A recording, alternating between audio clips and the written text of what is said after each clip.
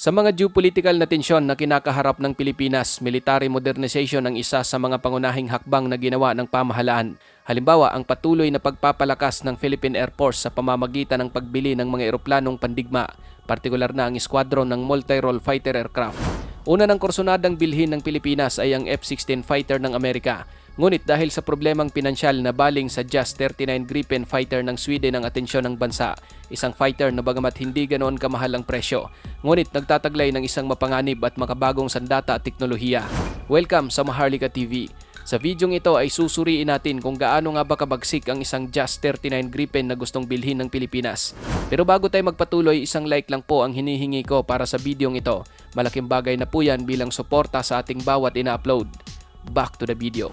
Inihahanda na umano ng Pilipinas, mga kapatid, ang desisyon na tanggihan ang pagbili ng American-made na F-16 fighter. Ngunit kasunod nito, pinabura naman ng bansa ang pagkuha ng JAS-39 Gripen aircraft na binuo ng Swedish firm na Saab Group para sa kanilang Air Force. Ayon sa mga ulat, handa ang Pilipinas na bumili ng 12 hanggang sa 14 na Gripen fighter upang itatag ang isang squadron ng multi-role combat aircraft. May mga nakaraang pulong na umano na naganap sa pagitan ng mga mataas na opisyal mula sa Department of Defense ng Pilipinas, Sweden at ang kumpanya. Ang mga diskusyon na ito ay hindi limitado sa sektor ng depensa, kundi kasama rin dito ang mga kinatawan mula sa kagawaran ng pananalapi at kagawaran ng ugnayang panlabas ng bansang ito sa Timog Silangang Asya. Inaasahan na pipirmahan ng dalawang bansa ang isang kasunduan para sa pagbili ng Gripen aircraft sa susunod na taon sa Sweden na maglalagay sa Pilipinas bilang pangalawang bansa sa Timog Silangang Asya na gumagamit ng mga Swedish na fighter jet kasunod ng Thailand.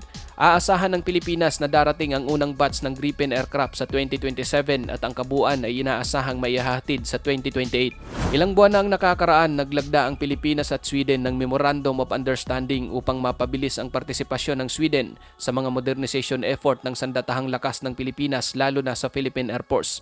Nagtungo ang mga mataas na opisyal mula sa Philippine Air Force sa Sweden at sa mga pasilidad ng Saab Group upang masusing inspeksyonin ang Gripen aircraft at ang early warning and control planes isang buwan bago ang paglagda ng MOU. Noong 2021, inaprubahan ng Estados Unidos ang potensyal na pagbibenta ng 12 latest na variant ng F-16 fighter sa Pilipinas. Ngunit naantala ito dahil sa mga limitasyon sa pinansyal na kinakaharap ng bansa. Dagdag pa ang napakamahal na presyo na inaalok ng Washington. Kabilang sana sa potensyal na pagbibenta ng US ay ang 10 F-16C at 2 F-16D mula sa Lockheed Martin. Nagkakahalaga ito ng $2.5 billion o humigit kumulang 140 billion pesos. Kasama rito ang Harpoon Block II air lance missile, training missile, spare parts at iba pang kagamitan. Ngayon mga kapatid, paano nga ba magiging isang mabangis na asset ng Philippine Air Force ang JAS-39 Gripen? Ang Saab JAS-39 Gripen ay isang light single-engine supersonic multi-role fighter aircraft na binuo ng Swedish Aerospace at Defense Company na Saab. Unang pinalipad ang aircraft noong December 1988 at pumasok sa operational service kasama ang Swedish Air Force noong 1997, kung saan sadyang ginawa ang fighter upang palitan ang lumang 35 Draken at 37 Viggen na ginagamit ng Swedish Air Force. Maraming variant ang Gripen. Mayroon itong JAS-39A na isang single-seat version na pumasok sa serbisyo ng Swedish Air Force noong 1996. JAS-39B, isang two-seat version para sa pagsasanay at mga espesyal na misyon. JAS-39C, isang single-seat version na may extended capabilities in terms of armament, electronics at flight refueling. JAS-39D, isang two-seat version na may katulad ng mga pagbabago gaya ng sa JAS-39B. JAS-39E, isang single-seat production version na binuo mula sa Gripen NG program na nagkakahalaga ng $85 million bawat unit, at ang JAS-39F na isang two-seat version ng JAS-39E. Mayroon pang isang bagong bersyon ng Gripen mga kapatid, tinawag itong Gripen NG o Gripen Next Generation. Ang Gripen Next Generation ay mismong binuo rin ng Saab kung saan mayroon itong ilang kaakit-akit na mga feature, kabilang ang buong interoperability nito sa NATO, mataas na operational tempo, isang ganap na digital cockpit na may mga advanced na feature, network connectivity at may multi-frequency data link at isang modernong avionic mission system. Ang disenyo ng cockpit ng Gripen mga kapatid ay nakatuon sa hinaharap na nagtatampok ng wide area display na siyang nagpapadali sa proseso ng paggawa ng desisyon ng piloto at nagbibigay ng mahalagang tulong sa gitna ng isang komplikadong misyon. Ang wide area display ay nagpapakita ng impormasyon sa isang user-friendly na paraan. Sumusuporta ito sa kakayahan ng piloto na pumili, maglunsad at gumabay ng mga armas sa perpektong koordinasyon sa iba pang mga miyembro ng isang tactical air unit. Ang Gripen ay mayroong payload capacity na umaabot ng 5,300 hanggang sa 7,200 kilograms depende sa bersyon nito. Mayroon itong 10 hardpoints na nagtataglay ng pinakamahusay na klase ng mga armas at pad mula sa buong mundo. Maaari itong magsagawa ng air-to-air, air-to-surface at reconnaissance mission at nakuha ng fighter na ito ang air supremacy sa pamamagitan ng tinataglay nitong iba't ibang uri ng mga bomba at missile. Kabilang ang Moser BK-27 revolver cannon na may 120 rounds at maaring mag-operate sa automatic radar-guided aiming mode. AIM-9 Sidewinder short-range air-to-air missile, Meteor missile, AIM-120 AMRAAM, AGM-65 Maverick, KEPD 350 Air-Lance Cruise Missile, RBS-15F Long Range Fire and Forget Surface-to-Surface and Air-to-Surface Anti-Ship Missile.